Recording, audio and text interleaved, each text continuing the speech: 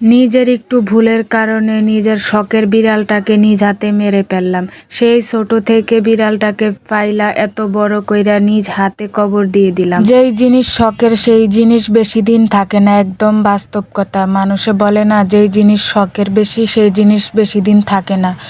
এই মিঠু একটা নাম রাখছি, এই নামটা হলো মিঠু। ওকে আমি দেখলি মানে আমার চোখ দিয়ে পানি এসে পড়ে।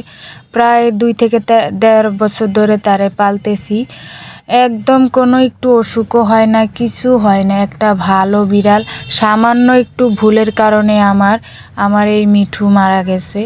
তো কি বলবো, মানে এমন মায়া লাগাই দিয়া গেছে, মানে ভুলতেও পারি না, কিছুও না। নাম ধরে ডাক দিলি মিঠু বইলা সে তা মানে দৌড়ায় আমার কোলে এসে উঠতো। উইঠা আমার কোলে লেপের তলে শুইতো, চৌকির নিচে শুয়ে থাকতো, খাইতে ধরলে হাত থেকে থাবা দিয়া নিয়ে নিত। আর এই মিঠুকে এখন 4-5 মাস ধরে পাই না, ডাকতেও পারি না, আইসা ডাকেও না, কোলেও বসে না। আসলে মায়া জিনিসটা খুবই বড্ড খারাপ। একবার যদি কারো প্রতি মায়া হয়ে যায়, মায়া ছাড়ানো যায় না। তো কি কারণে মারা গেল, এই হলো সেই বিষ। এই বিষ খেয়েই আমার মিঠু মারা গেছে।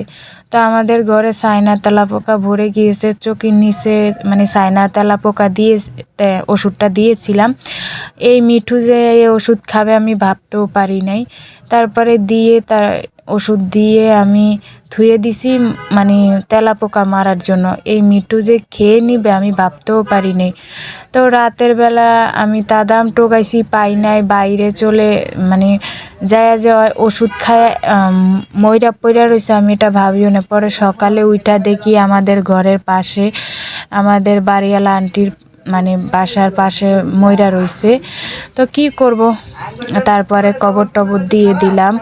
তো এমন ভুল কেউ করবেন না, ঘরের ভিতরে কোনো চায়না তেলাপোকার ওষুধ দেবেন না।